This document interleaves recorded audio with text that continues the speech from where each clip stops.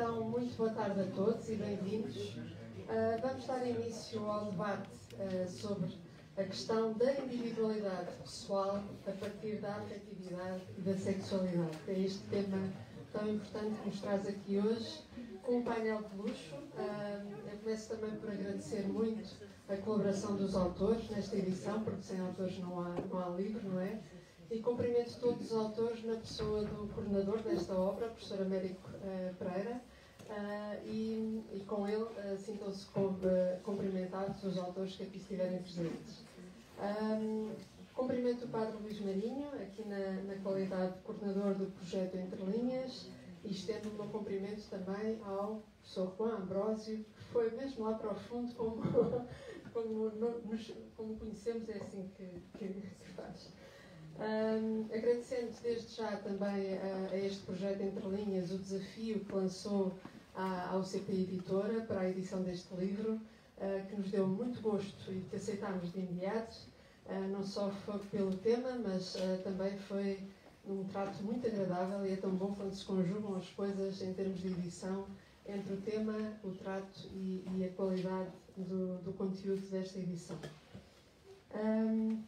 Agradeço a presença do Padre José Frazão, é muito bom tê-lo de volta a esta nossa casa e à nossa livraria para o ouvir, e também à professora Susana Ramalho, nossa docente daqui da Faculdade de Ciências Humanas e também coordenadora do Instituto de Ciências da Família da nossa faculdade, da nossa universidade.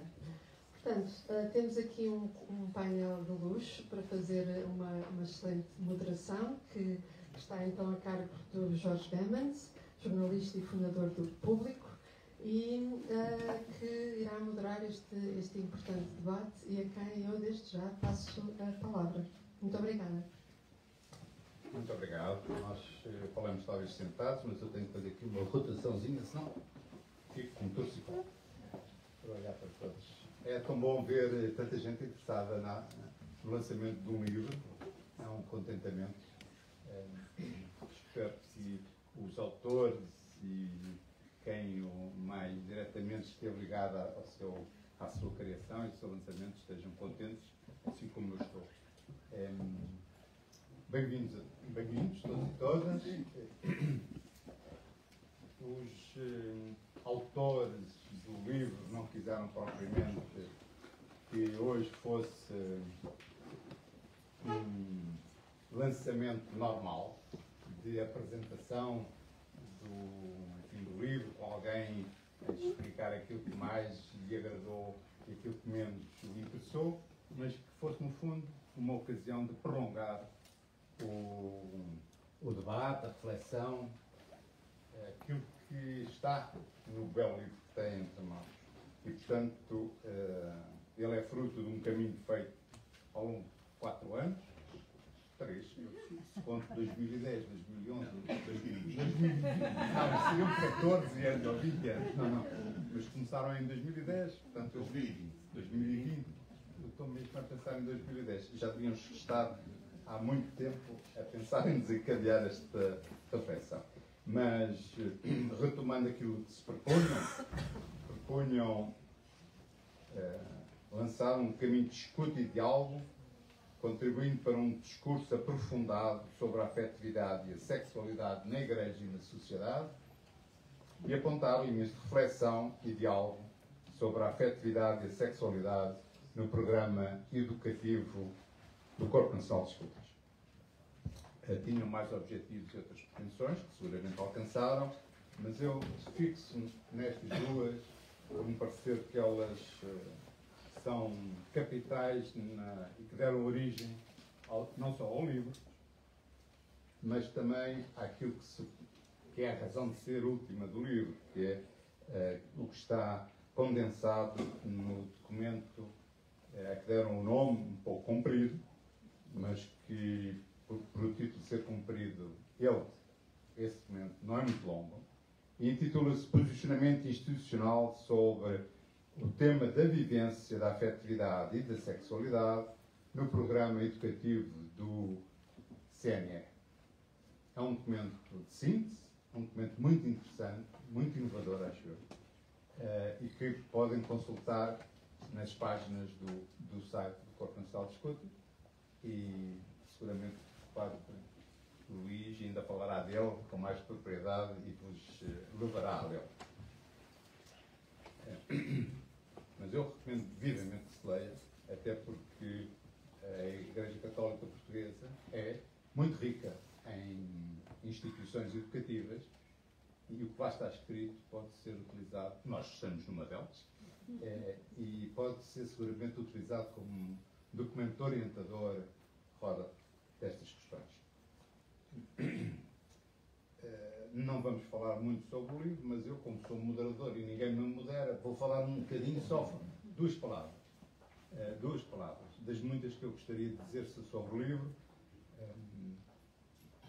A minha sensação, eu não sou perito nestas questões, de maneira nenhuma, mas ao lê-lo, pareceu-me que, de uma maneira não polemizadora, mas de uma maneira muito interessante, eram expostos pontos de vista contraditórios, por vezes, sobre estes temas da afetividade e da sexualidade. Achei muito interessante que estes 26 textos tocam muitas, se não todas, das principais questões, das questões mais significativas que o debate científico, cultural, ético, católico, sobre estes temas hoje em dia enfrenta. Portanto, não digo mais nada sobre o livro, mas muitos parabéns. Já saltei fora do guião, mas engarece rapidamente. E porquê é que estou eu aqui? Não tenho razão nenhuma para estar aqui, efetivamente. Não sou perito sobre a matéria. Paulo Luís Brito convidou-me, eu disse no final, ele voltou-me a insistir e disse, bem, deve haver alguma razão que eu desconheço. E, portanto, pensei um pouco como é que podia utilizar esta situação de introduzir estes senhores e aquela senhora que não precisam para nada de moderador nem de moderação, e pensei que muito rapidamente podia partilhar convosco algumas das perplexidades que tenho em relação a este tema. Vou tentar ser rápido. A minha primeira perplexidade é esta. Tendo nós vivido recentemente, não tão recentemente assim, mas enfim, nos últimos anos, a tragédia dos crimes sexuais perpetrados por padres, não nos diz nada essa situação que vivemos, não nos diz nada sobre o ensino da afetividade e da sexualidade que nós dispensamos ou com que nós acompanhamos ao longo de tantos anos de reformação essas pessoas. Isto é, será que estas questões dos abusos são apenas, digamos, resultado de pessoas que são individualmente mal formadas e doentes e que apenas encontram uma situação numa instituição em que, por vezes, o poder é tido como absoluto, dispensado de dar conta do exercício do poder? É apenas isso? Ou há também algo que nós devemos repensar no modo, ou esta situação nos faz repensar a nós, pastores, comunidades, cristãos em geral, católicos, nos faz repensar o que temos dito, pensado e ensinado sobre as questões da afetividade e da sexualidade. Depois há uma segunda perplexidade que me toca muito, que diz respeito ao facto de, já há muito tempo, e para não ir mais longe, quando foi da preparação do Sínodo da Família, há 10 anos, muitos de nós, nos quais eu me incluo, demos testemunho de quanto a vida e o amor de casais homossexuais eram para nós testemunho do amor de Deus. Ou seja, que nós víamos nessas relações algo, um amor relativo, um amor capaz de querer o melhor para o outro ou para a outra, e que isso nos chamava à conversão.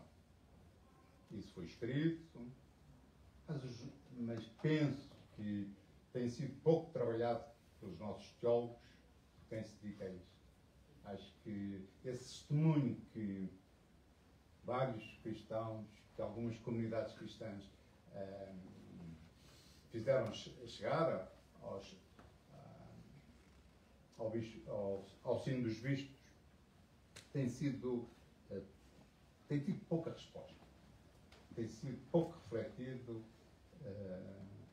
pouco considerado. E depois, claro, de última perplexidade a respeito às questões de sexo e género, identidade de género e orientação sexual. A minha perplexidade maior é esta. Porque é que sempre, ou quase sempre, hoje não, quase sempre, quando em ambientes católicos, em ambientes eclesiais, falamos destas questões, surge sempre o anátema da ideologia de género. As pessoas são acusadas com facilidade de partilharem da ideologia de género, de estarem de algum modo a reproduzir a cultura, a pseudocultura, a onda cultural atual, etc. Eu acho que devíamos ir um pouco mais devagar. Acho que, claro, do ponto de vista, enfim, está mais do que dito e redito. Não há dúvidas que nós vivemos envolvidos numa pseudocultura em que a ideologia de género é muito forte e é muito presente. O que não quer dizer que, quando falamos de identidade de género, estejamos sempre a contemporizar com essa ideologia. Ou que estejamos sempre a reproduzi-la. Não penso que assim seja. E, portanto, acho que entre nós devíamos ter um pouco mais de valorização daquilo que estes conceitos nos permitem aproximar-nos das dores, dos prazeres, das alegrias, dos caminhos difíceis que pessoas que andam à procura da sua identidade afetiva e sexual percorrem. E eu acho que o conceito de género nos ajuda muito.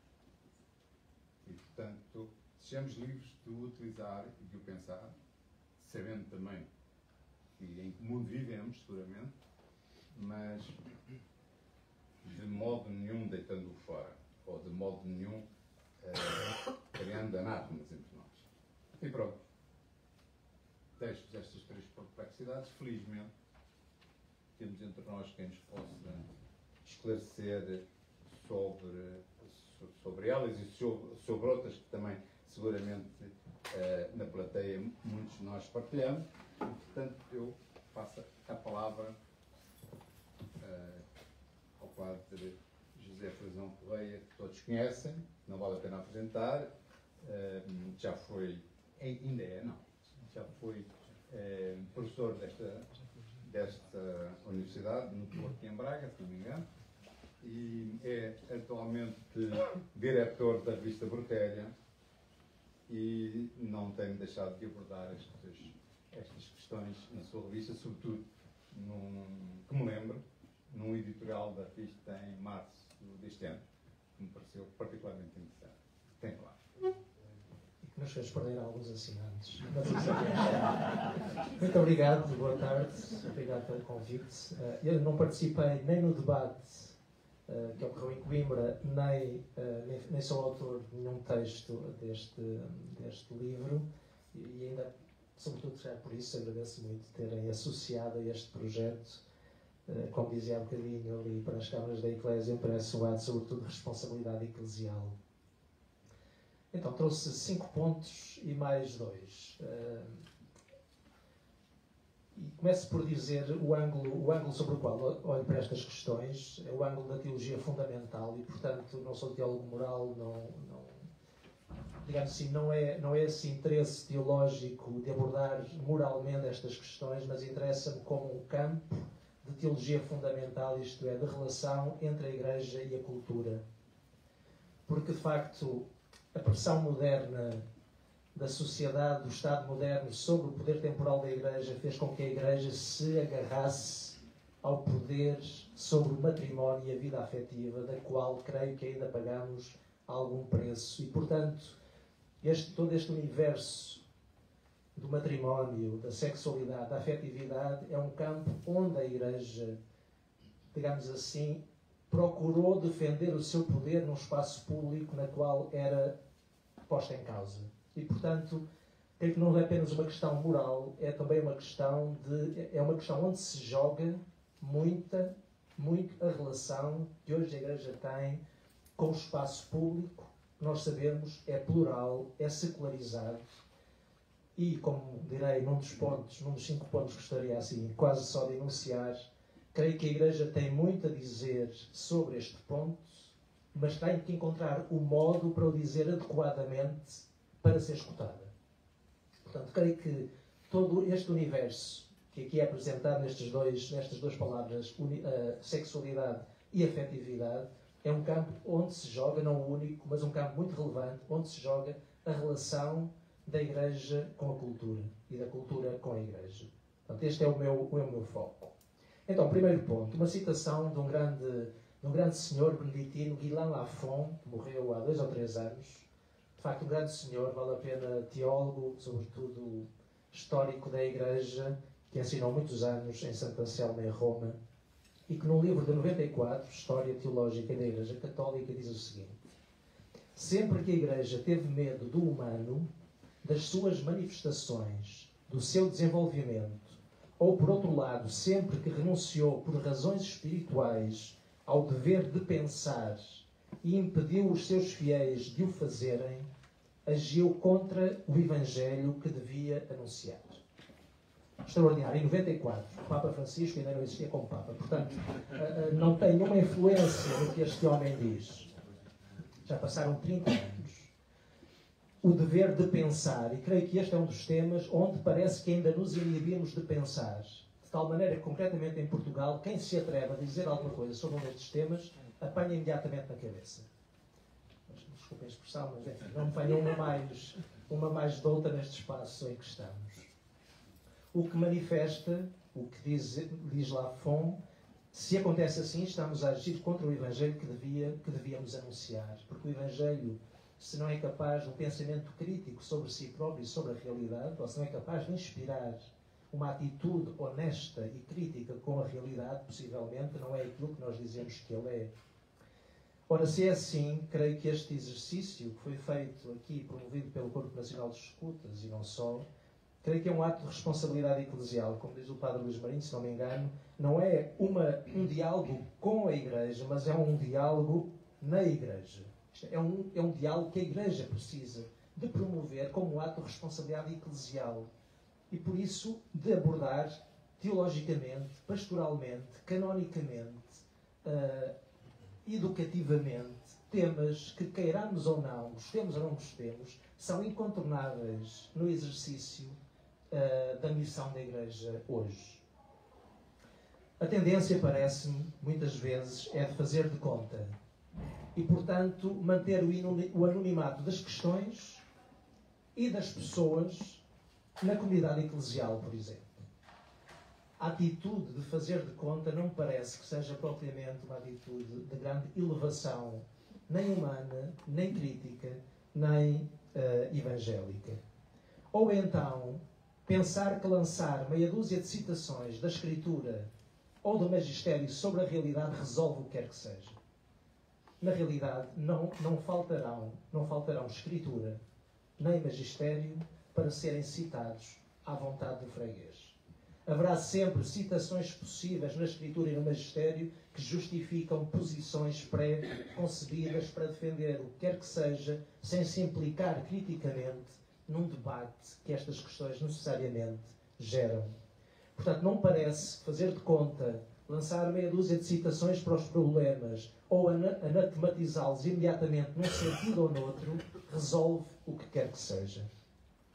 Por isso, parece-me que esta reflexão que se procura fazer, uma reflexão que seja da Igreja, creio que pede confronto, pede estudo, pede discernimento, pede tomada de posição, pede eventual confronto, precisamente para que a Igreja se compreenda como uma subjetividade partilhada e plural e assim construa uma comunhão plural. Escutar, tem-se dito muito que o método sinodal pede sobretudo que se escute, e ainda bem, é importante que nos escutemos, mas também teremos que nos confrontar, porque na Igreja não todos veem do mesmo modo estas temáticas, eu diria legitimamente, com boas razões para verem de modos diferentes. E, portanto, esta subjetividade eclesial, esta comunhão plural, precisa de escuta, mas precisa também de confronto. Eu diria sereno, sem tomadas de posição que imediatamente põem em causa a posição do outro. Nós na Brutéria, desculpem fazer publicidade a um outro livro. A ver se ganhas assinantes. Ok, exatamente, já perdi alguns, ver se ganho outros. Nós publicámos um texto, não vou citar nem os títulos, nem os autores, aqui, digamos assim, não é relevante. Publicámos um texto sobre esta matéria em outubro de 2022. Depois publicámos um outro que reagiu criticamente, pondo em causa o primeiro. E nós, Brutéria, tomámos uma posição editorial crítica deste segundo. E muitos leitores, ou vários autores, reagiram criticamente, eu diria às vezes violentamente, contra a posição que nós tomamos. Talvez isto seja incontornável, mas também exprime uma dificuldade de debatermos serenamente, mas também convictamente e energicamente estes temas. Porque parece-me que muitas vezes tomamos à partida como indevidas as posições que não sejam conformes ao nosso entendimento.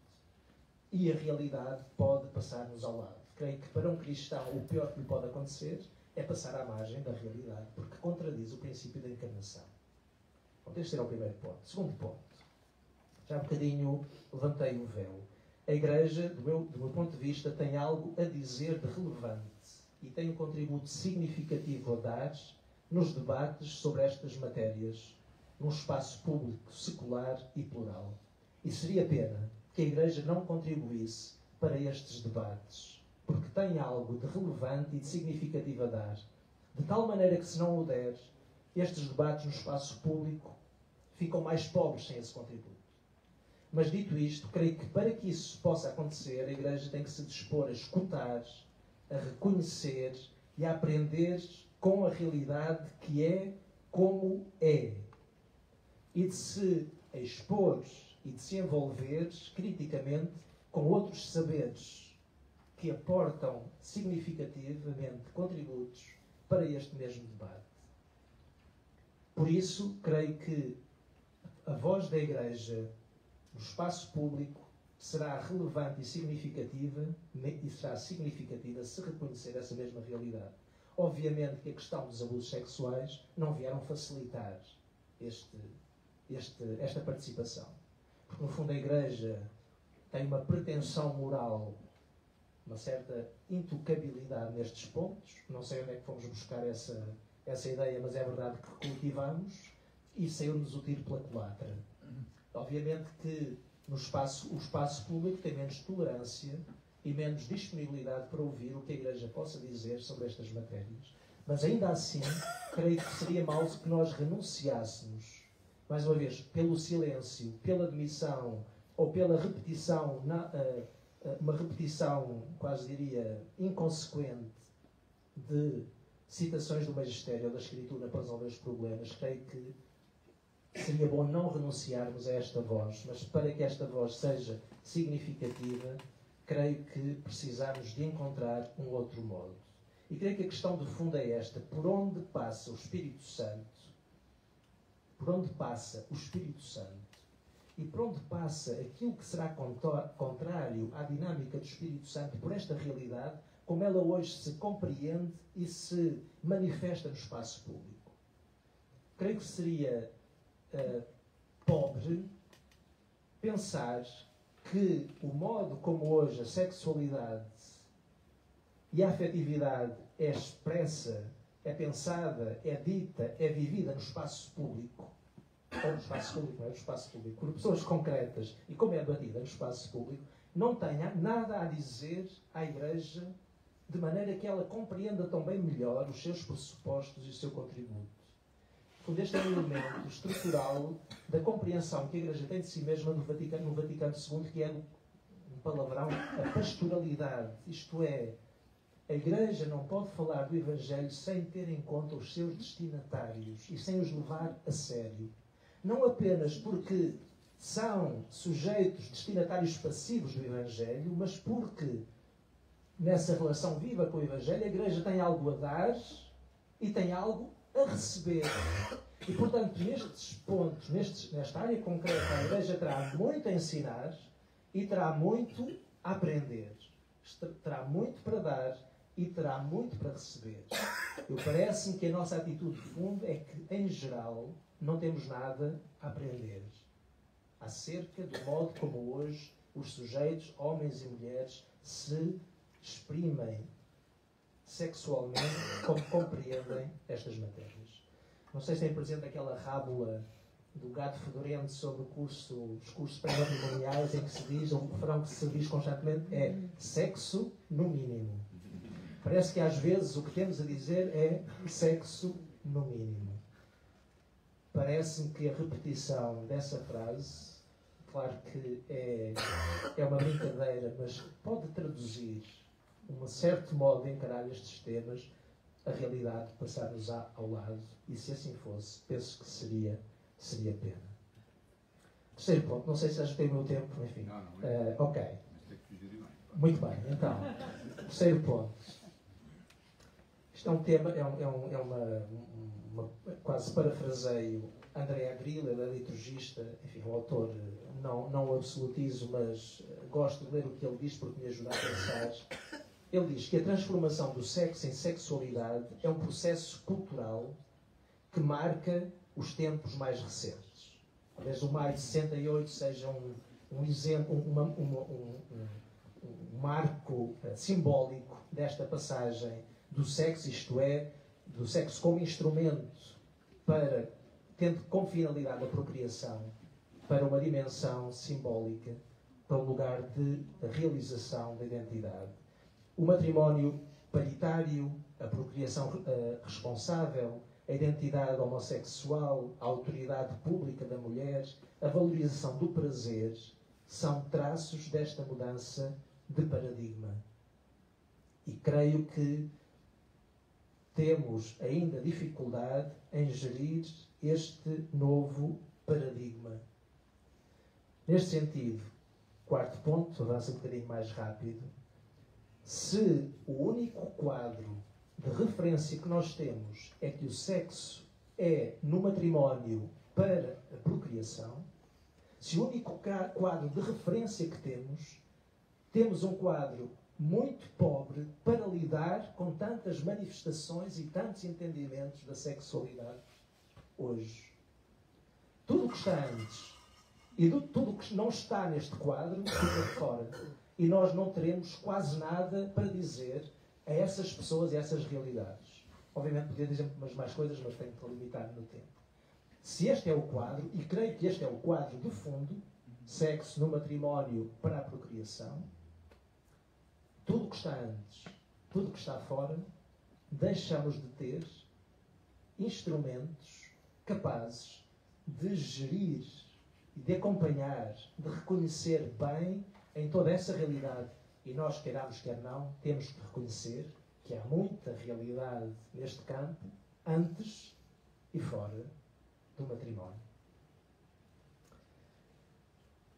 Bom, neste sentido, é verdade que as experiências, as autoperceções, as interpretações culturais não são suficientes para lidar com esta matéria.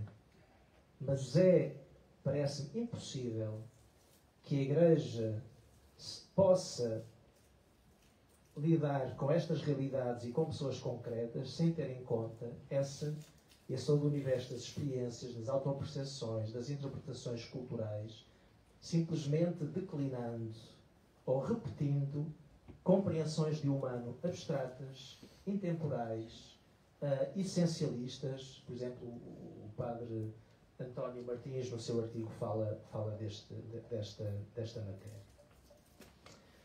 Quinto ponto. E partindo do artigo de Fumagalli, um autor de Milão que tem escrito bastante sobre estes temas, no fundo, qual é que é a questão que hoje nos é colocada?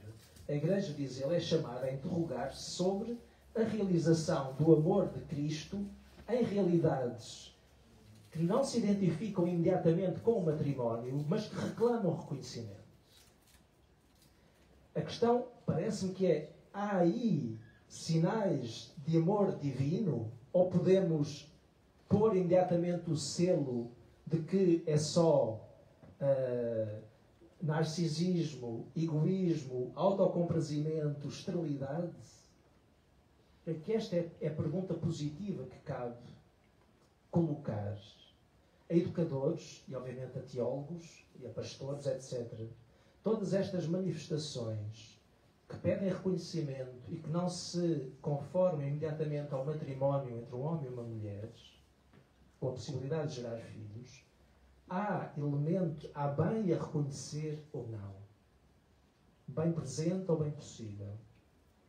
Esta é uma questão que me parece que deve guiar esta... Porque, caso contrário, os educadores, como tantas vezes somos interpelados, não saberão o que dizer. Por exemplo, há pouco tempo, uma professora, numa escola de artes, dizia: tenho 4 alunos transexuais, tenho 2 homossexuais, o que é que eu faço com toda esta realidade?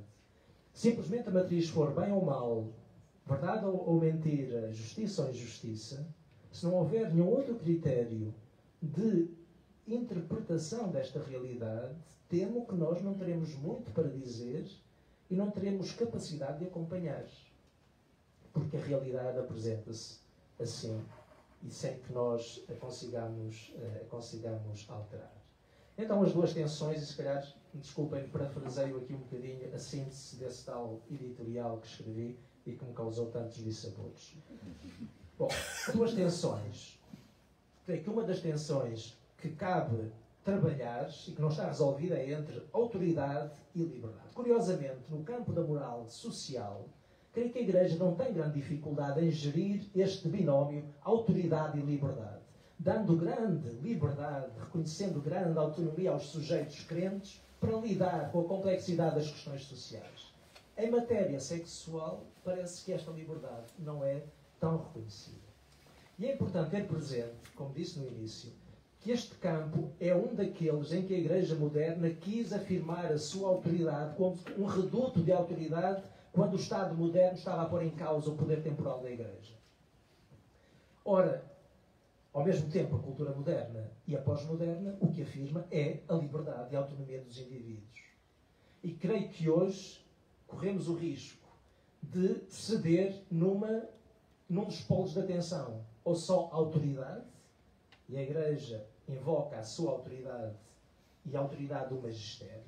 É importante ter presente sobre a questão, por exemplo, da homossexualidade, que o grande texto de referência é de 1975, que depois foi retomado no texto de 86 e depois foi retomado no Catecismo da Igreja Católica em 92. Ora, em termos de mudança tão vertiginosa, invocar um texto de 75 pode ser, no mínimo, não sei, pobre. Um texto de 75 que ilumina a realidade de hoje. Portanto, como é que a autoridade da Igreja se afirma, e é importante que se afirme, mas sem pôr em causa o reconhecimento da liberdade, da autonomia? E como é que os cristãos, que são livres e responsáveis, conseguem reconhecer uma autoridade que não simplesmente bloqueie os percursos ou ponha uma cruz sobre os percursos e sobre as pessoas, mas possa ajudar a crescer no seu caminho humano, espiritual e eclesial. Bom, este é que é um dos campos onde há tensões que não estão de todo resolvidos, há tensões que não estão de todas resolvidas e precisariam de ser aprofundadas. A segunda tensão, que tem a ver com a questão que se falava antes do género, é a tensão entre natureza e cultura. Vou aqui parafrasear meia dúzia de frases que escrevi nesse texto, assim digo exatamente o que quero dizer. Antes de mais, citando um número da Gaudium et Spes 53, em que se diz: Sempre que se trata da vida humana, natureza e cultura encontram-se intimamente ligadas. Natureza e cultura estão sempre intimamente ligadas. Ora, o que me parece é que nestes temas, seja para um lado, seja para o outro, se tende a desligar natureza e cultura. Se a tendência cultural atual se inclina para sublinhar a cultura, desconsiderando a natureza, isto é, o sexo, a sexualidade, teria que ver essencialmente com o quadro biográfico, social e cultural, e se tende a exaltar o foco da experiência e da liberdade, reduzindo todo o campo, a escolha e a autodeterminação individual, independentemente do dado biológico ou de princípios morais heterónimos, o discurso eclesial creio que tende a sublinhar a natureza, desconsiderando a cultura, como se o sexo, a sexualidade, tivesse que ver essencialmente com a natureza e com o dado biológico.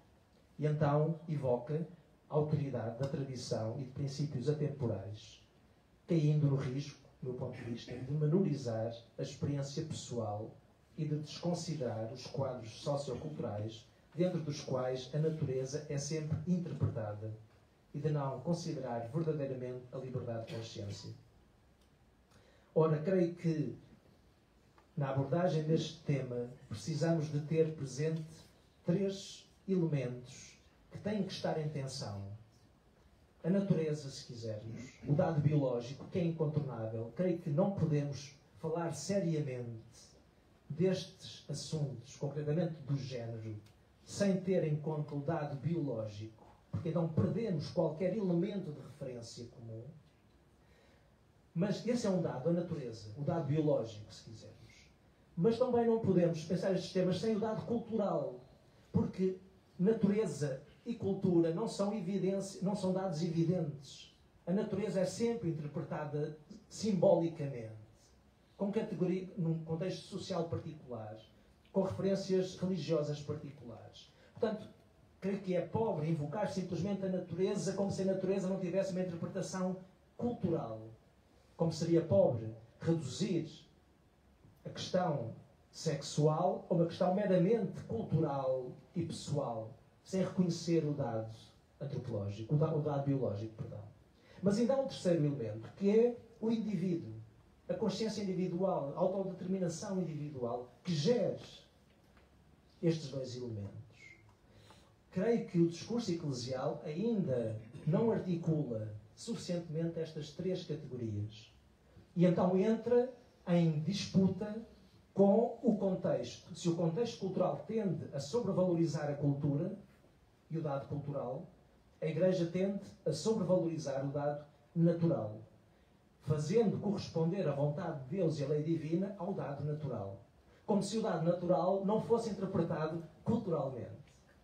E qual é que é o risco para a Igreja? Ter fossilizado, ter parado uma determinada compreensão cultural, fazendo-a identificar com o Evangelho, impedindo o Evangelho de dizer coisas que ainda não disse, quando se expõe a interlocutores específicos, que são os de hoje.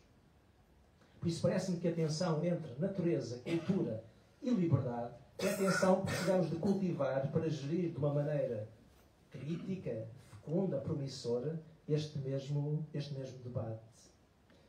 Ser homem, a expressão que vem sempre é, nós sabemos do início, Deus e homem os criou. Ok. Deus, homem. Oh, perdão. Homem. Como é que é? Também são Deus. Ok. Homem e mulher os criou. Pronto, já está a tempo de terminar, já estou a confundir. Homem e mulher os criou. Ok. Macho e fêmea os criou, como quisermos. Mas o que significa ser macho e fêmea? É assim tão evidente? Não é evidente. Aquilo que um português dirá sobre o que é ser homem ou ser mulher é diferente talvez de um vietnamita ou talvez de um esquimó. Como é diferente um cristão ou um homem, uma mulher do século XXI, do século XV ou do século I. Homem e mulher os criou, mas o que significa ser homem e ser mulher? Se fosse assim tão evidente, como é possível que tenhamos discriminado as mulheres como se fosse um ser humano menor? A Escritura não diz que homem e mulher os criou. Não é evidente a Escritura? Claro que não é evidente. Se fosse evidente, seria tudo evidente. Nós hoje escandalizamos como é que é possível que as mulheres tenham sido discriminadas. E se calhar ainda estamos longe de nos reconhecermos. Mas daqui a 100 anos, a 200, o que é que os cristãos de então se escandalizarão em relação à nossa compreensão?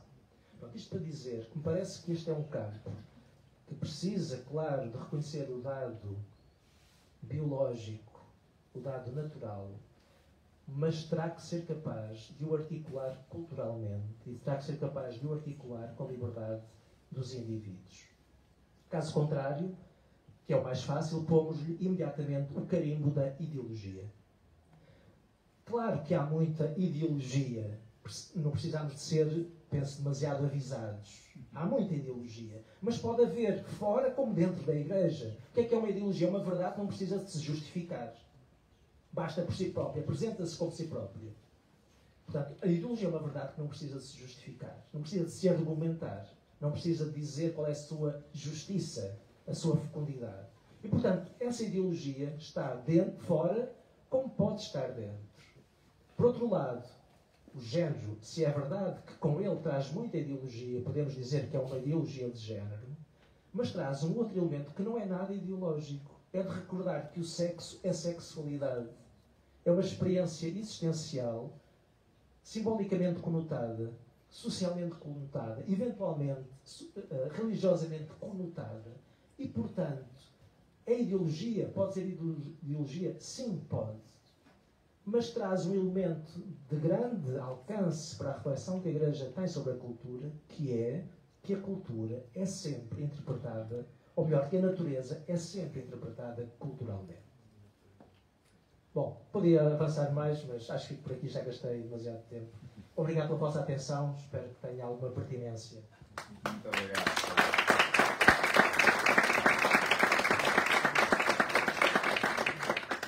Muito obrigado pelo seu exercício de responder ao dever de pensar. Muito lhe agradecer-vos. Os seus 5 pontos são seguramente valorosos nesta conversa. Vou passar a palavra à doutora Susana Costa Ramalho, que é doutorada em Psicologia da Educação pela Universidade de Lisboa e Universidade de Coimbra. É autora de vasta bibliografia sobre a família e coordenadora do Instituto de Ciências da Família desta casa. Vou-lhe agradecer por estar presente, dado que as condições de colocação, não lamentáveis a dizer, mas de colocação da voz está um bocadinho dificultada hoje, mas vai conseguir chegar ao fim. Muito obrigado. Boa noite. Então eu vou tentar não ter uma crise aqui. Ontem pensava que não conseguia vir, gostava de facto de ser voz. Hoje consigo, portanto quero cumprimentar e começar por agradecer o convite para estarmos aqui neste final de tarde. E queria fazê-lo começando por uma breve referência a um excerto que encontrei nesta bonita obra, da qual não sou autora, não fiz parte, e que encontrei num capítulo do professor Luís Manuel Pereira da Silva, não sei se está aqui, não? Professor de Educação Moral e Religiosa Católica, um pequenino excerto que eu queria partilhar convosco e lembrava-me daquilo que o Papa Francisco propõe para as homilias, não é? Que sejam breves, que tenham sempre, levemos sempre uma ideia e uma imagem. E, não querendo eu fazer uma homilia, naturalmente, não é esse o meu papel, mas foi tão importante para mim esta imagem que quis partilhá-la convosco e também como forma de agradecimento pelo convite para estar aqui. Então, vou ler. Recordo uma curiosidade que eu ouvi há tempos ao Sr. Dom António Couto. O umbigo é a única marca efetiva no nosso corpo que nos diz termos dependido exclusivamente de alguém. E isso enraiza-nos nos outros e no mundo. Não somos seres enrolados sobre nós, mas sim seres desenrolados para os outros. E isso é para mim verdadeiramente a definição do amor. Amor é desenrolar-se, é desumbigar-se, é descentrar-se de si. E esta ideia de que estamos enraizados nos outros e no mundo foi de facto para mim uma ideia tão feliz, que achei tão bonita, e pensava para mim que não há coisa mais valiosa do que isso, não é? E, portanto, pensando e agradecendo o convite que me fizeram para estar aqui, aquilo que queria dizer é que estou muito feliz por estar aqui, por poder aprender muito convosco. E dizendo também, desde já, que não me sinto nada à altura de estar aqui. Nem sei muito bem o que estou aqui a fazer, quer dizer, acho que sei. Mas, por isso, nesta humildade, agradecer e dizer-vos que aquilo que vou partilhar convosco, portanto, eu sou psicóloga, como dizia, e trabalho com casais, mas trabalho sobretudo, desde sempre, com pessoas, com indivíduos. E é um bocadinho nessa experiência, na minha experiência clínica, ou seja, muito antes de ser professora aqui na universidade, aqui ou em qualquer outro sítio, muito antes de ser professora, sou psicóloga, e é um bocadinho dessa experiência, ou da minha visão enquanto psicóloga, que pensei partilhar convosco. Mais do que uma narrativa muito estruturada, eu escrevi algumas ideias soltas daquilo que ia pensando sobre o tema e, com muita humildade, como disse, é isso que quero partilhar convosco. Depois de ter escrito estas ideias, eu pensava para mim, ok, Susana, o que é que escreveste? Não é? Tenho aqui 10 páginas, mas a letra é grande, não se preocupem. Não vou gastar muito tempo, creio eu. O que é que escrevi? E dava-me conta de que escrevi, sobretudo, 2 ideias principais. Uma delas é a ideia de que a afetividade e a sexualidade, agora depois de ouvir o Padre José Frazão, tornava-se mais forte ainda esta percepção em mim, que a afetividade e a sexualidade são temas tão ricos e tão complexos que não podemos olhá-los nunca com uma lente da simplicidade, não é? Não é da simplicidade, é da simplificação, pela riqueza e pelo valor que em si comportam aquela que é a construção da identidade humana, não é? Que é exatamente o outro conceito que faz parte aqui do livro. E a segunda ideia, para além da riqueza dos conceitos e para além da riqueza do papel destas dimensões na nossa vida, na vida humana, era esta segunda ideia de que não podemos olhar nenhum destes assuntos que aqui falamos, nenhuma destas realidades, de todas as realidades que o livro transporta consigo, não podemos nunca olhá-las de uma forma nem ideológica, como dizia, não é? No sentido em que afirmamos ter verdades que não precisam de ser questionadas ou justificadas, portanto não podemos olhar nessa forma, não podemos olhar de uma forma redutora e simplificada do ser humano, que é a última coisa que nós somos, é ser simples. Não somos seres simples, somos, felizmente, e graças a Deus, podemos dizer, seres complexos. Complexos naquilo que isso tem de bonito e de bom, não complexos no sentido de complicados, se bem que às vezes também somos complicados, mas somos sobretudo complexos e ricos. E então, partindo para algumas ideias que tomei nota. Creio que todos saberão, né, que a psicologia nasceu da filosofia. Né? Antes de existir a psicologia, existiu a filosofia. E antes de nos afirmarmos, ou seja, na luta da psicologia se afirmar como ciência, passou por um processo um bocadinho complicado, né? Como é natural, este desligar-se da filosofia para se afirmar como ciência. E algo que foi muito claro neste processo é que se queríamos falar de conceitos psicológicos, tínhamos que saber defini-los operacionalmente, né? Defini-los como a matemática e a biologia e a química definem conceitos. Então a psicologia também fez um esforço grande nos seus primórdios pela definição de conceitos. E na verdade percebo que ainda hoje, como professora e como em muitos contextos, para mim é sempre importante ir ver a definição científica que a APA, que é a Associação Americana de Psicologia, que é o nosso, digamos,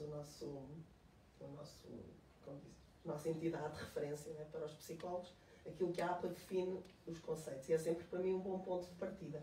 Sempre que vou dar uma aula sobre um tema ou sobre uma patologia, perceber, ter a definição clara para mim do que é cada coisa. E filo de uma forma assim, simples sobre a afetividade e a sexualidade e a identidade, não é? Que são as 3 palavras sublinhadas a bold aqui na capa deste belo livro. E então, olhando para todas estas definições, né, voltava a isto que vos dizia, à complexidade dos conceitos. Não querendo ler os conceitos, que de facto não é importante, né? Mas na afetividade, e quando falamos de afetividade falamos de toda a nossa experiência, né? De sentimentos e de emoções, de percepções emocionais, desde as mais simples às mais complexas, e diz-nos de uma forma muito clara, aqui a definição da APA, que a afetividade é um dos 3 componentes da mente, ou seja, é um dos componentes que concretiza, que define aquilo que é a mente humana. Junto com a afetividade temos, pois, a cognição, onde está todo o nosso conhecimento, a nossa consciência, o nosso julgamento, o nosso espírito crítico e a nossa conação, ou seja, o nosso processo de formar vontade, ou seja, tudo o que é o nosso esforço consciente de manifestação da nossa vontade. E estas 3 dimensões são aquilo que forma a mente humana. Quando falamos de identidade, é também um conceito muito claro na psicologia, e na psicologia definimos a identidade como o sentido de si próprio, né? Cada um de nós construiu ao longo do seu processo de vida, ao longo do seu caminho de vida, uma identidade. Cada um de nós, olhando-se ao espelho, vê aquilo que é o sentido de si, olhando-se ao espelho e olhando para além do espelho. E dessa identidade fazem parte várias coisas. Fazem parte as nossas características físicas. Não é? Se eu dissesse, não é, eu, Susana, sou loura e tenho a pele clara, isso não era verdade, não correspondia à minha identidade.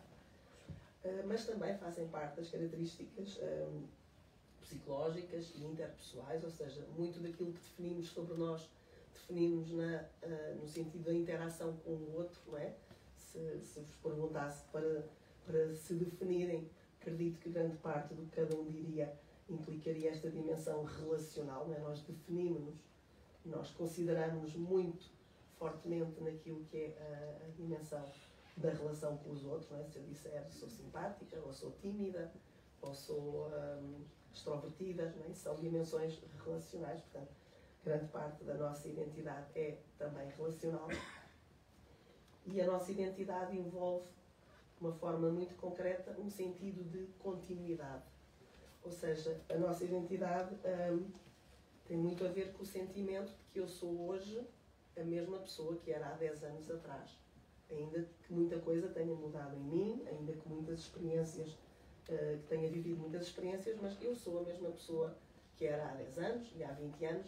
Isso dá-nos um sentido de continuidade. E a nossa identidade precisa desse sentido de continuidade. Depois pensava também, quando os queridos amigos me convidaram para estar aqui hoje, eu pensava o que é que um psicólogo tem a dizer sobre estes temas, e pensava muito que muitas vezes na presença de um psicólogo as perguntas que nos colocam, as interrogações que chegam aos psicólogos muitas vezes têm a ver com a questão da normalidade. Ou seja, é muito fácil na presença de um profissional de saúde mental, né, questionarmos: isto é normal, este comportamento é normal, não é? A forma como esta pessoa vive a sua sexualidade ou um determinado comportamento, isto é normal. E esta era outra coisa que senti que queria partilhar convosco, não é? De facto, hoje há psicologia, pelo menos naquela que é a minha visão da psicologia, cabe sobretudo não se deixar reduzir a esta dicotomia, não é? Entre aquilo que é o normal e aquilo que é o patológico. Não vivemos em caixinhas estéreis, não é? E fechadas entre aquilo que é o normal e que é o patológico ou o perturbado. E também a psicologia não pode resumir-se àquilo que muitas vezes esperam de nós, que é a modificação de comportamentos. Não é? Muitas vezes as pessoas pensam: oh, esta pessoa vai ao psicólogo e o psicólogo vai fazer alguma magia ou algum milagre, modificar comportamentos. E pensava muito que nunca será para nós, nestes temas, mas noutros, nunca será suficiente olharmos apenas para o comportamento das pessoas, seja na expressão da sua sexualidade, seja em quaisquer outro tipo de comportamentos. Olhar para um comportamento apenas é uma visão, diria, demasiado redutora. Não é? O ser humano é muito, muito mais do que o seu comportamento. E pensava, aliás, que Não sei se temos todos sempre presente esta questão, que o ser humano parece que é o único ser vivo que é capaz de mentir com o seu comportamento. Ou seja, nós somos capazes de ter um comportamento que não corresponde à verdade que está dentro de nós naquele momento. Não é? Ou seja, eu posso ser, sei lá, muito simpática com uma pessoa porque quero manipular essa pessoa, porque quero fingir que sou uma coisa que não sou, por exemplo. Não é? Ou seja, eu, com o meu comportamento estou a afirmar uma coisa que não corresponde à realidade. Portanto, e parece que nós somos os únicos seres vivos que conseguimos fazê-los, enganar com o nosso comportamento. Portanto, se assim é, não só por isso, mas também por isso, de facto, olhar apenas o comportamento humano, e volto a dizer, na expressão da sexualidade, na expressão da afetividade, olhar apenas o comportamento é absolutamente redutor. Não é? Portanto, ficarmos por aí seria uma visão muito simplista. Depois, outra coisa que queria dizer-vos, bem que todos já sabem, mas achei mesmo que era importante recordarmos, que é, nós somos seres muito complexos, como dizia no início, somos seres únicos e somos seres irrepetíveis, embora tenhamos muita coisa em que somos semelhantes, não é? Isso também é bonito, mas é de facto na nossa diversidade, creio eu, que reside a nossa maior riqueza, e foi muito esta diversidade também que me levou a mim a querer ser psicóloga já há muitos anos atrás. Depois queria também deixar nota de que não existe uma forma única de olharmos para coisa nenhuma, não é? Não existe uma forma única de olharmos para a sexualidade, para a afetividade, para os comportamentos, para a orientação sexual, para a razão de uma determinada orientação sexual ou outra, para uma identidade ou outra identidade. Não existe uma forma única nunca de olharmos, e mesmo quando tentamos olhar sob o ponto de vista da ciência, não é? Que se diz objetiva e rigorosa, mesmo quando tentamos fazê-lo, a subjetividade do investigador estará sempre presente. Não é? A forma como o Padre José Frazão dizia muito bem que haverá no Evangelho passagens para justificar uma coisa e outra, e assim é na ciência também, não é? Há estudos que dizem uma coisa e para cada estudo que diz uma coisa, há quase sempre um estudo que diz o seu contrário, não é? Ou seja, há, se quisermos pensar em relação à homossexualidade, pondo aqui, de uma forma simples, há estudos que dizem que há algumas alterações, por exemplo, em termos do funcionamento cerebral ou do funcionamento das redes neuronais e hormonais, etc., de neurotransmissores. Há outros estudos que dizem que não se encontrou isso. Não é? Portanto, com isto eu não estou a dizer que a ciência é uma mentira, não de todo, não é? Sou cientista, sou investigadora, não é isso que quero dizer, mas é que de facto a nossa subjetividade de investigador estará sempre presente, de algum modo, na forma como delineamos a investigação, na forma como fazemos investigação. Não é? Muitas vezes dou-me conta disso. Portanto, a minha área preferencial de estudo são as relações humanas, concretamente no contexto familiar, no contexto de casal e no contexto familiar.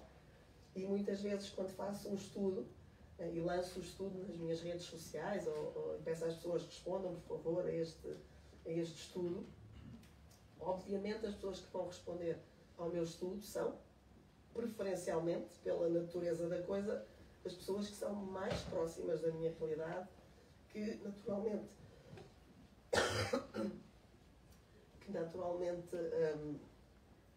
se calhar partilham comigo algum tipo de interesses, de experiências, porque são as pessoas que fazem parte do meu contexto. Não é por mal, não é porque eu quero enviesar o estudo, mas é porque a minha seleção natural assim faz acontecer, não é? Portanto, estava a portar-me bem. Aquilo que queria dizer era isto, que seja com que olhos olharmos a realidade, e ainda que seja pelos olhos da ciência, haverá sempre muitas questões em jogo. Há muitas questões em jogo sempre mesmo dentro das teorias, não é? Muitas vezes afirmamos com muita segurança, mas há uma teoria que diz isto, há uma teoria que diz aquilo, e a psicologia está cheia de teorias muito importantes e muito interessantes, mas nenhuma teoria vê a realidade no seu todo. Não é? Uma teoria é um olhar sobre um pedacinho da realidade, não é? Assim como quando eu olho para cada um de vós nesta noite, aquilo que eu vejo é um pedacinho de vós, não é? O contrário também é verdade. Nunca vimos tudo, nunca temos a capacidade de compreender tudo. E isto que digo não é um pormenor, creio que no estudo destes temas isto tem que estar sempre, por exemplo, no estudo ou na reflexão sobre estes temas, isto tem que estar naturalmente presente.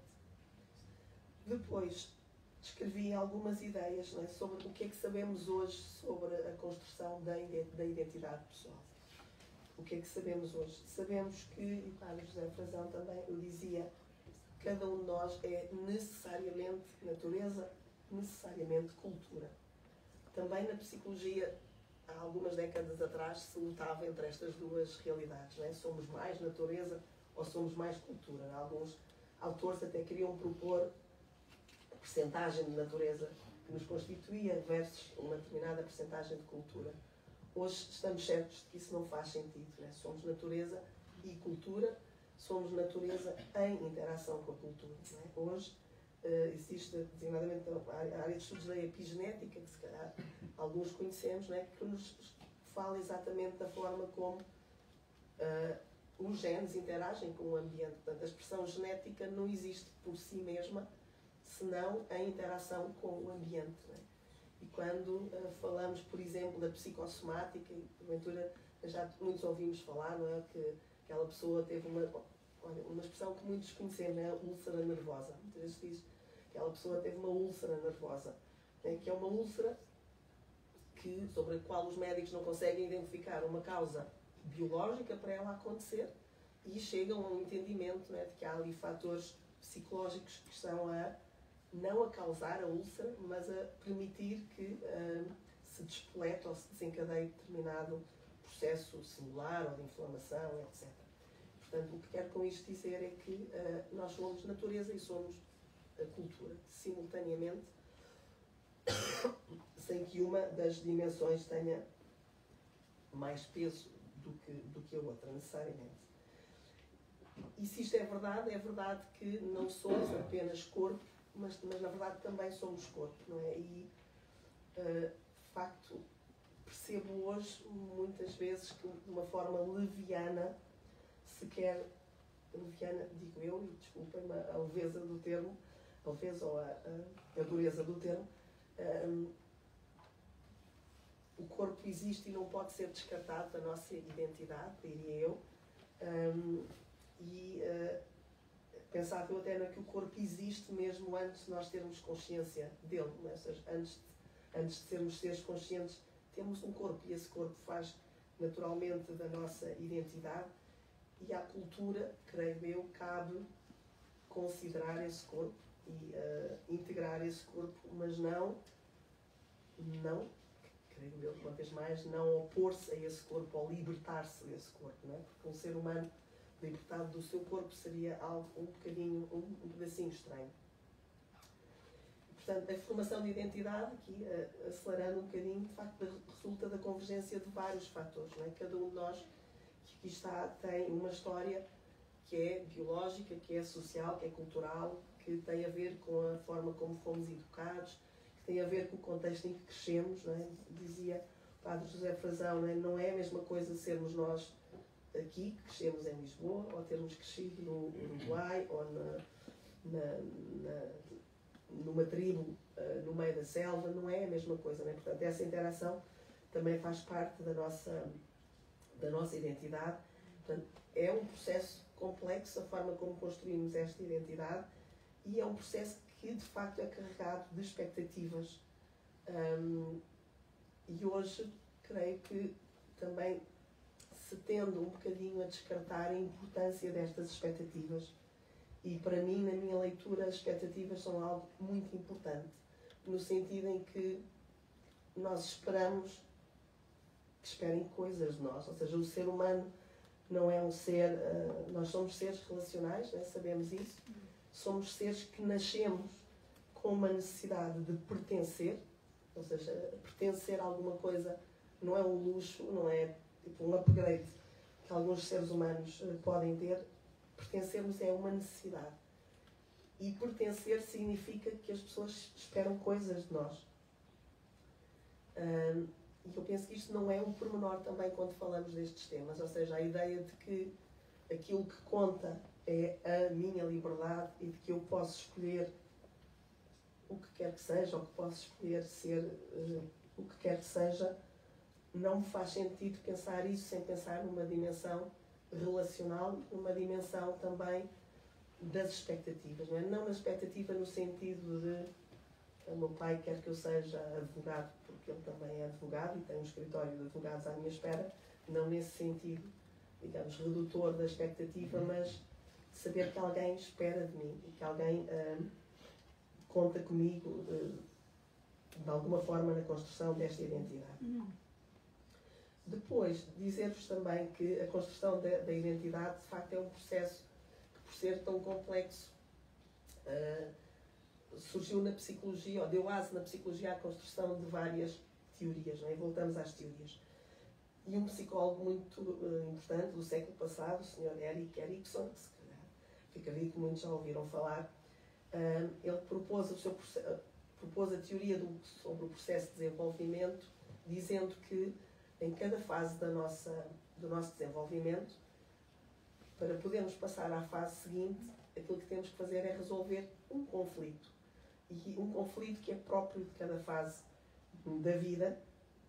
E aquilo que ele propõe para a fase da adolescência e da passagem da adolescência para a juventude é exatamente o conflito da definição de identidade. Não é? Ou seja, ao jovem adolescente, na complexidade e no turbilhão de mudanças que está a viver, importa saber, conseguir definir a sua identidade.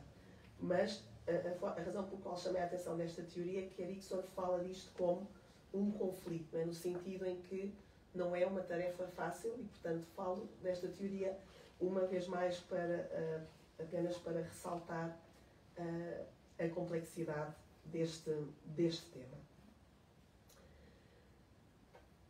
Passando aqui um bocadinho para a questão, então, continuando aqui na construção da identidade. O que é que sabemos também? É que a identidade se desenvolve ao longo de toda a nossa vida, como disse, é biologia, é cultura, é processo de desenvolvimento, que há uma parte da identidade, uma dimensão da identidade que me apaixona particularmente, deixem-me dizer assim, que é aquilo que os autores chamam de identidade narrativa. E o que é a identidade narrativa? Né? Cada um de nós tem para si, e conta aos outros, muitas vezes, uma história sobre si próprio. Ou seja, cada um de nós é feito de histórias. E, aliás, e quando pensava isto, lembrava-me de uma citação que é atribuída a Eduardo Galeano, que é um jornalista, escritor uruguaio, que ele diz exatamente, e eu acho delicioso, ele diz: os cientistas dizem que nós somos feitos de átomos, mas um passarinho disse-me que somos feitos de histórias.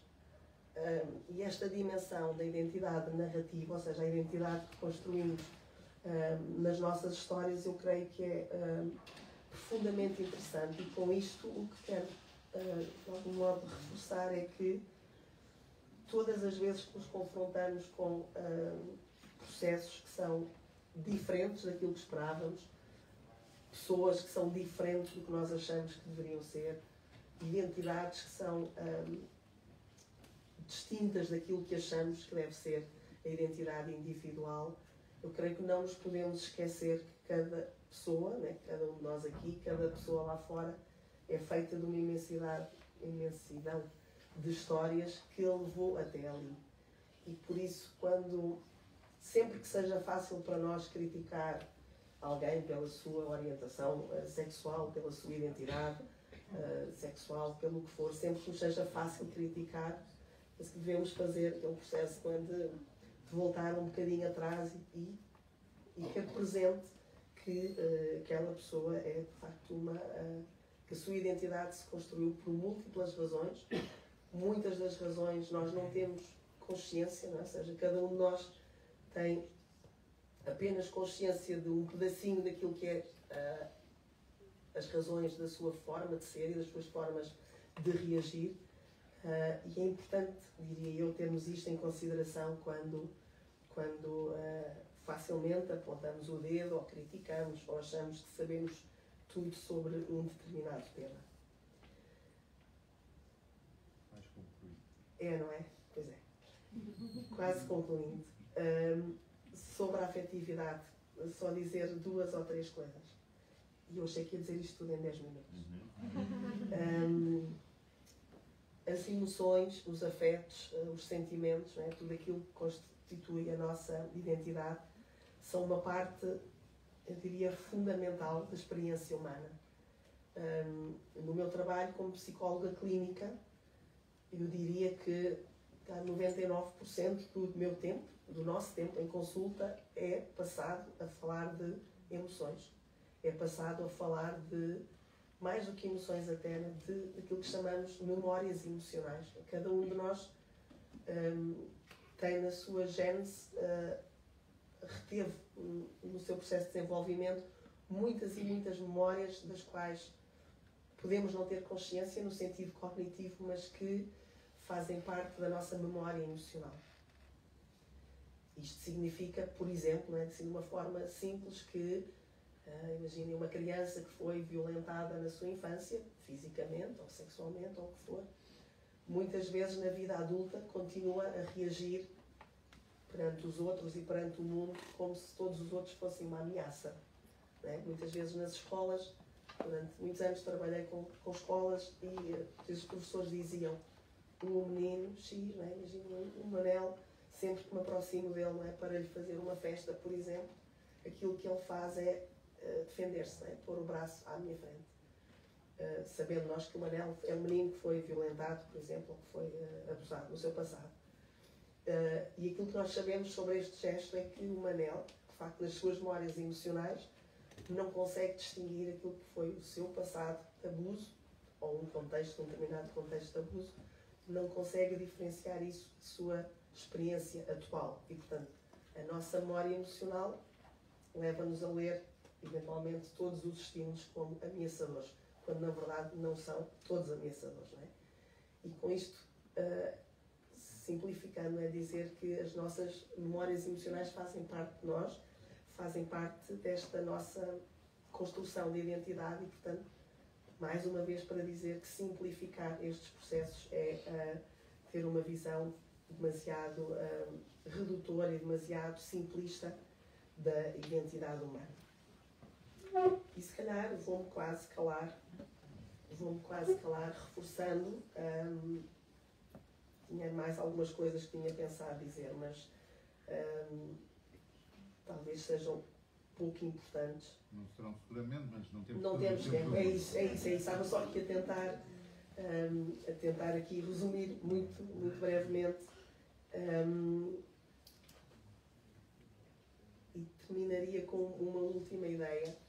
Ao preparar estas ideias, lembrava-me da história da Alice do País das Maravilhas, que provavelmente muitos conhecerão, ou todos conhecerão, e do momento em que o gato diz à Alice, ela pergunta-lhe sobre o caminho que deve seguir, e o gato diz à Alice: se não sabes para onde queres ir, qualquer caminho serve. Não é? E com isto lembrava-me disto para dizer que é importante percebermos todos para onde queremos ir, e a minha visão sobre, não posso falar por todos nós, mas pensava muito nos autores deste livro, sobretudo no trabalho neste projeto, e pensava que o caminho para onde queremos ir deve necessariamente ser, acredito eu, um caminho de maior abertura, não no sentido de que tudo é válido, que tudo é igual, mas no sentido em que tudo deve ser percebido fora de uma lógica superficial. Não é? Ou seja, se ficarmos no comportamento, como dizia, ficamos numa perspectiva muito redutora e, portanto, deixava, não sei se convosco, mas pelo menos comigo, esta ideia de que importa saber que caminhamos para uma visão mais integrada, mais profunda, mais complexa do ser humano, no sentido da sua riqueza e da sua beleza, que não seja reduzir as pessoas a uma manifestação de comportamento ou uma manifestação de uma determinada visão sobre o mundo, e procurar muito mais conhecer o indivíduo, não é? na sua especificidade e na riqueza que cada um de nós comporta. E vou-me calar e peço desculpa pela demora. Obrigada.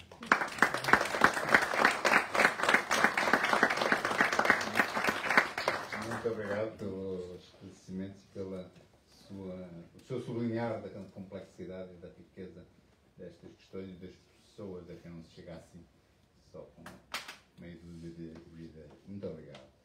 O nosso último intervento é um dos causadores de estarmos aqui, na verdade. O Paulo Luís Marinho foi durante uma década assistente nacional do CNE e agora, como se portou mal, promoveram a assistente internacional e, portanto, é neste momento o assistente do conjunto dos diferentes corpos nacionais de escuta e é o grande animador do projeto, foi o grande animador do projeto Entre Linhas, ao qual eu já acrescentei um ano, mas acho que é um ano razoável de se ter acrescentado, porque foi de certeza um caminho muito interessante. Faça a Bem, muito boa noite a todos. Eu, muito brevemente, partilhava algumas frases que encontrei num texto recente que já irão reconhecer. Para evitar que nos refugiemos na comodidade de fórmulas convencionais, é necessário instruir um confronto com o ponto de vista das ciências humanas e sociais, da reflexão filosófica e da elaboração teológica. E mais adiante diz, por vezes as categorias antropológicas que elaboramos não são suficientes para colher a complexidade dos elementos que emergem da experiência ou do saber das ciências e requerem afinamento e estudo ulterior. Encorajamos os especialistas nos diferentes campos do saber a amadurecer uma sabedoria espiritual que permita que a sua competência especializada se torne um verdadeiro serviço eclesial. E, finalmente, propõe-se que se promovam iniciativas que permitam um discernimento partilhado sobre questões doutrinais, são várias, inclusive estas, pastorais e éticas, que são controversas, à luz da Palavra de Deus, do ensinamento da Igreja, da reflexão teológica e valorizando a experiência sinodal. Não foi o Projeto Entre Linhas que escreveu isto, foi o relatório do Sínodo que decorreu no passado mês de outubro em Roma, o relatório que foi publicado recentemente. E eu vejo uma excelente coincidência, ou melhor, um excelente encontro entre o percurso que podemos fazer durante estes 3 anos e este momento eclesial que estamos a viver. É para mim uma imensa alegria estarmos este final de dia, esta noite, na Universidade Católica Portuguesa, a apresentar este livro, a encontrar uma série de rostos conhecidos e amigos, alguns dos autores que contribuíram para este texto, talvez ensaiando, desculpa-me ensinar o Padre Nosso ao Vigário, aquilo que o Papa Francisco propõe na Veritatis Gaudium sobre a missão do ensino católico nas universidades católicas e nas suas faculdades de teologia, quando fala da absoluta necessidade da interdisciplinaridade e interdisciplinaridade. Humildemente, foi isso que procuramos praticar durante estes 3 anos, ao convocar uma série de pessoas em reuniões da nossa equipa de desenvolvimento, era esse o nome oficial, e também no simpósio que realizámos em janeiro passado em Coimbra e que, no fundo, é a causa mais imediata deste livro. Por isso, reconheço-me profundamente na expressão do Padre Zé Frazão desta atitude de responsabilidade eclesial.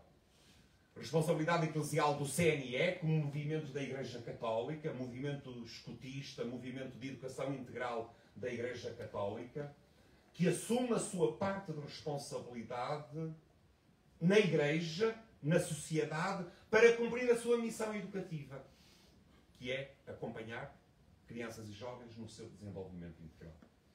E claramente fazendo face a estes desafios educativos que todos identificamos, que são facilmente constatáveis, que nós como associação identificamos e que procuramos refletir juntos, convocando competências, sensibilidades e mundividências distintas num diálogo, porventura num confronto, também sobre algumas dimensões, que em primeiro lugar muito nos enriqueceu àqueles que participamos desta equipa e que desde o início pensamos que deveríamos partilhá-lo mais amplamente, não só dentro do CNE, mas em todo o espaço eclesial e social.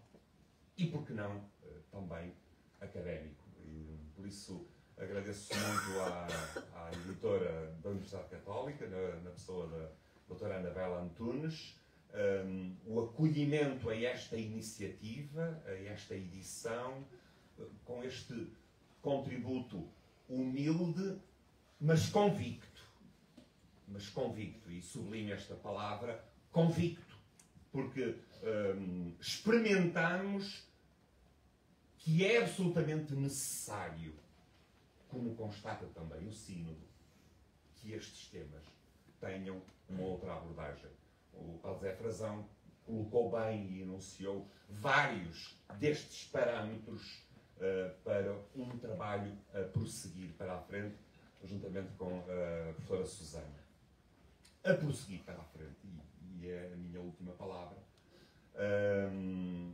porque o livro na verdade, estamos a concluir formalmente este projeto entre linhas, que teve um início, um meio e tem um fim, mas a reflexão feita, o caminho percorrido, é agora para que cada um dele se aproprie dentro do CNE, e enfim, o CNE está a procurar que isso aconteça, com todas as mediações que são necessárias, e igualmente noutros âmbitos.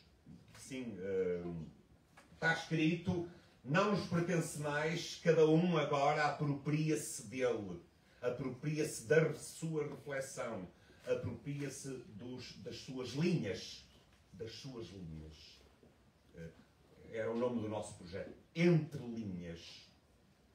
Não para ficarmos neste sentido do entredito, mas das várias linhas de reflexão, de horizonte existencial, de valores e religiosos, que sim, são chamadas a cruzar-se.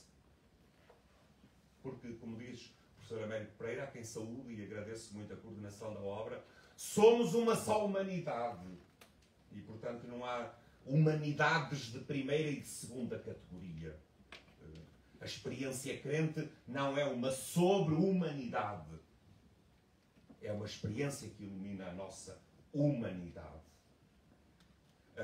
Para que isto dê os frutos que não controlamos mais. E é muito importante que todas as visões aceitem, desculpem a expressão, jogar jogo, vir a campo. Porque todas são necessárias, são legítimas. Se capazes, a não ser que se bloqueiem numa autojustificação a priorística, mas são capazes de aportar algo para a construção desta nossa comum humanidade. E para nós cristãos, para a edificação deste corpo vivo de Cristo, que é a Igreja, a comunidade reunida com Ele no meio de nós. Todos têm que passar do slogan à proposta. tem que passar do enunciado aos caminhos concretos que tornam isso possível. Como alguns dissemos, toda esta reflexão não tem como finalidade última a integração, por si só, mas a fecundidade do Evangelho. E era muito isso que desejamos, e esta noite, ao libertarmos, ao lançarmos o livro, ao propô-lo à leitura de quem entender apropriar-se dele, é isto mesmo que desejamos. Os frutos, não somos donos deles, Deus os fará crescer a seu tempo e ao seu jeito. Eu renovo, acima de tudo, o imenso gosto que foi para nós, e digo para nós porque estou a ver aqui vários rostos de quantos participamos de um e de outro modo neste caminho de reflexão, o imenso gosto e enriquecimento pessoal que foi fazer este caminho juntos. E espero que continue a ser para todos os leitores. Muito obrigado.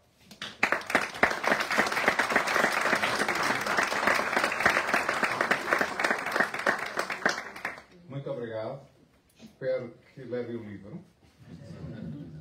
Não se riam, é que levando o livro comprometem-se a isto que parece simples, bem dito na vossa apresentação, parece muito simples, que é no fundo deixarmos estes temas, ou não deixarmos mais estes temas naquela zona de sombra e trazê-los para a luz que nós fomos capazes, com o qual nós fomos capazes de os iluminar, pensando sempre que não estamos a chegar ao fim, mas estamos a iniciar o caminho. Creio que é esta a graça toda do livro, não como piada, mas como verdadeira graça. Muito obrigado pelo livro.